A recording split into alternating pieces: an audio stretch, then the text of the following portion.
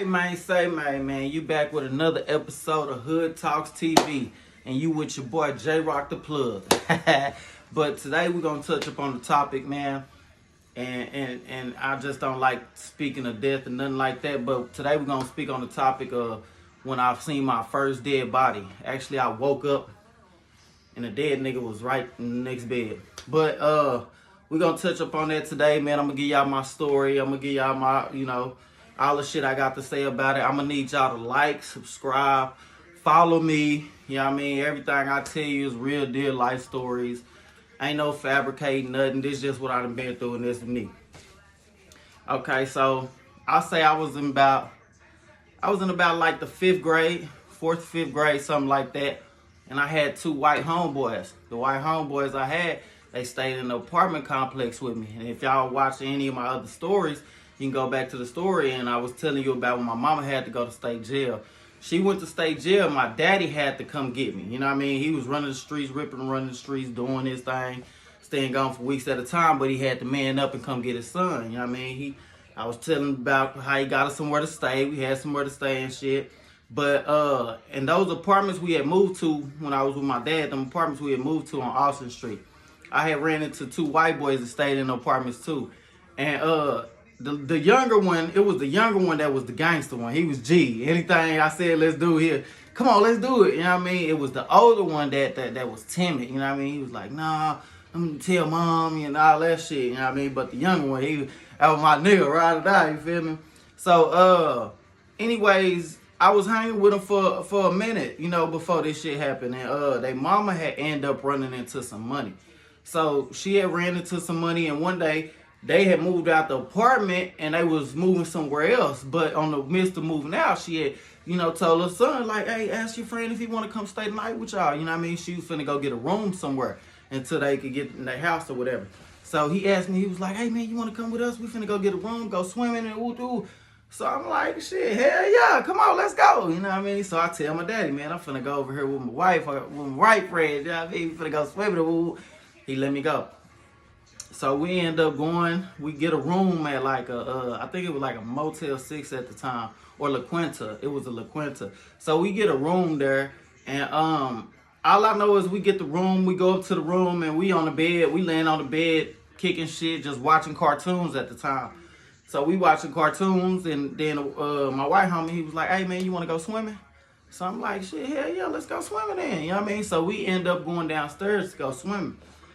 I remember we went swimming for like 5 or 10 minutes, and then he was like, let's go back up to the room and get something. It was something he left up there that he needed to get. So I'm like, all right, cool, let's go up there. So we go back up to the room like 10 minutes later. 10 minutes later, we get in the room. The dude who actually ended up dead, like, who died or whatever, he was snoring like a motherfucker, like he was loud, like snoring loud, like he ain't had sleep in days, like he was just, like he crashed, you get what I'm saying? Like he wasn't hearing shit, nothing, we was being loud and everything, he just sitting there snoring in a deep sleep. So at first I'm like, all right, like shit, that's how he sleep, he good, type shit. So we go back out and we go back to the swimming pool. We go back to the swimming pool, we swim for like another couple hours, we get to playing and shit. We come back to the room. By this time, it's dark. You know what I mean? It's like 9, probably 10 o'clock. I know it's dark outside. So I just remember us watching something. I forgot what we was watching. Oh, we was watching some boxing. Some people was boxing. I forgot who that was. But they was boxing. And I remember we was sitting there watching the boxing. And all I can remember, like, was me waking up. You know what I mean? Because I had dozed off. I had went to sleep. I fell asleep. So all I can remember was me waking up to somebody screaming and hollering, and it was just like a holler that you don't want to hear, you know what I mean? Like, something happened when you hear this holler.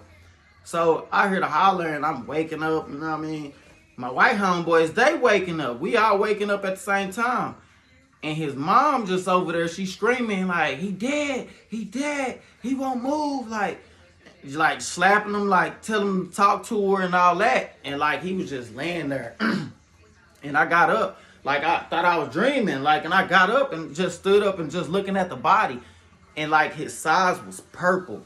Like his size was real purple, and it was like he was like a pale color or something. Like I can't even explain it. Like not a pale color, but I don't know, it's just his body color was a little different.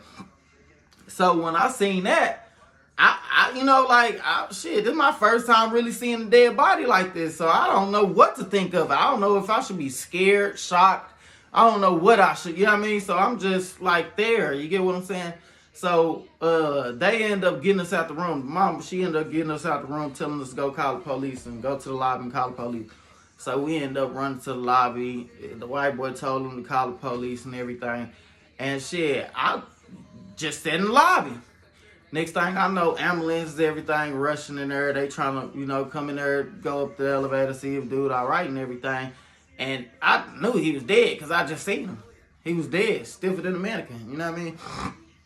And I knew it was some kind of foul play or something was up with the situation when the detectives came. When the detectives came, the questions they was asking me like questions that like they didn't want to, like they didn't really give a fuck how he died. Like they already knew how he died type shit, and they was just trying to get it out of me. Like they was asking, like, did I see the dude take any pills? Did I see did I see the wife or the girlfriend give him any pills? And they just got to asking a whole bunch of questions like that. And I'm thinking, like, what does that matter? Like, he just died. Because at the time, I don't even know. I don't know what he died from, none of that shit. But I think they had, found a pill bottle or something like that. And, putting two and two together. You put two and two together to make four. You know what I mean? Like, they found a pill bottle. Like, they first conclusion is like, he overdosed. You know what I mean? Like, I'm there for hours before the detective even come down there. Like, I'm there for hours. Like, I was there for so long. Like, this happened, like, at 6, 7 in the morning on top of that. And I remember calling my sister. I called my sister. And I told my sister, I was like, hey, sis, man, you gotta, come up here, come get me, man. This dude that died and woo-doo. She don't know what's going on, you know what I mean? She just jumping up out of, you know what I mean? Whatever she was doing, coming straight to me, And she came down there and sis asked the question, like, bro, what you doing here? What you doing here with these white folks? Like, I'm like, that's my homeboy, that's my friend. Like, that's his dad that died, And, she's like, well, you need to get up out of here then, And I'm still numb to it. Like, I ain't showing no emotions at this time. I still ain't, I guess it didn't register. It wasn't like nothing. Because at the end of the day, like, my that was my second time seeing a dead body. Because my first time seeing a dead body was my grandma. And she was in a casket. And I remember my mama picking me up and, making me kiss her, on the forehead. And I kissed her. Like, it wasn't nothing. So, like, it wasn't nothing to me. You know what I mean? It wasn't nothing to me. I'm gonna say it like that. And the way they was asking me them questions and doing all that, I just knew it was something. Later on, come to find out, they was saying something about the wife had overdosed. She had made him take the pills or some shit like that. It was some shit she had drugged him and made him overdose. That's what had came out later on when I found out. And shit, like, it was crazy because, like, I'm like, damn, I just come over here to stay like one night and this happened? Like, what the fuck? You know what I mean? But I can't really even say it was crazy because where we stayed at, it was stuff like going on every day. Like, I say like 2 weeks before that, a Mexican dude, he had ended up getting shot. In the apartments I stayed in, like people deal drugs over there. You know what I mean? They was dealing drugs and shit. And the Mexican dude gets shot. And he run from around the corner and he run over there to us and he was like, call the ambulance. And he just fell. Like, he just fell on the ground, like telling everybody call the ambulance. I'm just looking at him and I see a hole in his stomach. And I see the meat on the inside. And he tell him to call the ambulance. These niggas kicked this nigga off the block. They told him, nah, go over there. Go over there. Shit, we'll call him for you. Tell him to go over there. But you got to go over there. They made this man get up while he was shot and walk across the street. I said, damn, that's how you know it's real. You get what I'm saying?